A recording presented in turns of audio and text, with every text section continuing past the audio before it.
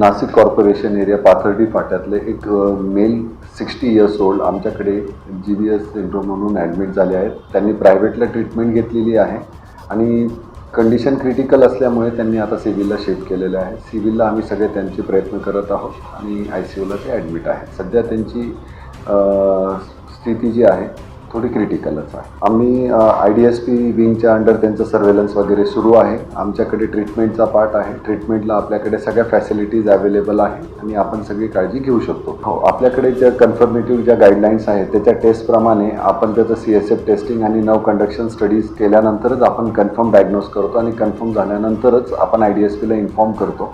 Prevention आणि ज्या activities असतात त्या IDSPच्या अंडर होतात. तो प्रायव्हेटमध्ये त्यांनी मला वाटतं आठवडाभर ट्रीटमेंट घेतली आहे. तो ऑलरेडी व्हेंटिलेटरवर होता.